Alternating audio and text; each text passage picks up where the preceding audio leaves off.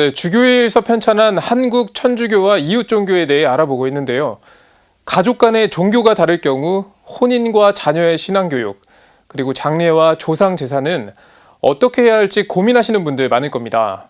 이웃 종교기에 오늘은 세 번째 시간으로 다종교 상황에서 가톨릭 신자는 어떤 태도를 가져야 하는지 서종빈 기자가 전해드립니다.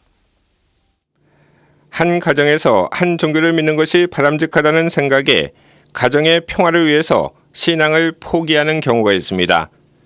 그러나 하나님에 대한 사랑과 가정의 화목은 동등한 가치가 아닙니다.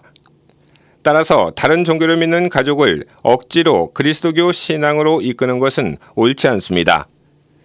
가톨릭 신자는 다른 믿음을 가진 가족을 애정으로 대하면서 하느님을 받아들일 수 있도록 꾸준히 기도하고 말과 모범으로 자신의 신앙을 증언해야 합니다. 교회는 신앙을 위해서 가톨릭 신자 간에 혼인하도록 가르칩니다.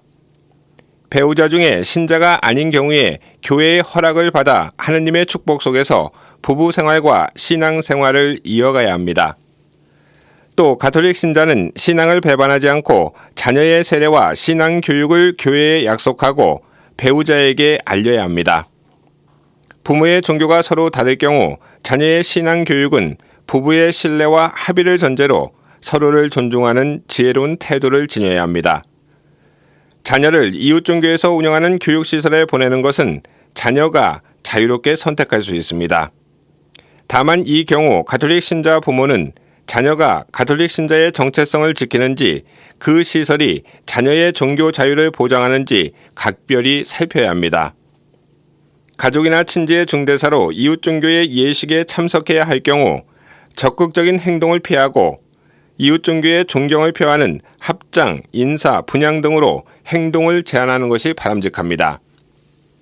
설과 한가위 등 명절에 지내는 차례나 제사는 조상을 기억하고 가족과 친지가 서로 만나는 의미가 있습니다.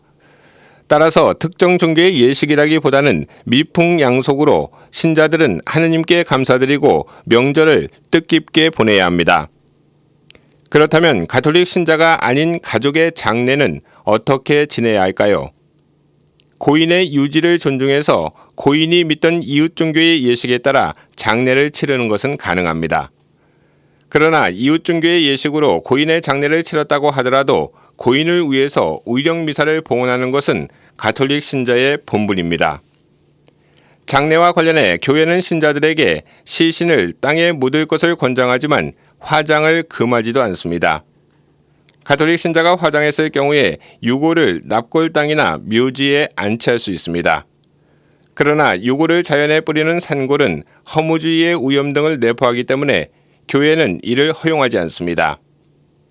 가족 중에 신자가 아닌 분이 장묘와 관련해서 유언을 남겼을 경우에 이를 존중하는 것은 주님의 가르침을 실천하는 것입니다. 아울러 후손이 모두 가톨릭 신자거나 이들이 새로 가족묘를 조성할 경우 가톨릭 신자가 아닌 분의 시신이나 유해를 가톨릭 묘지에 모실 수 있습니다. CPBC 서종빈입니다.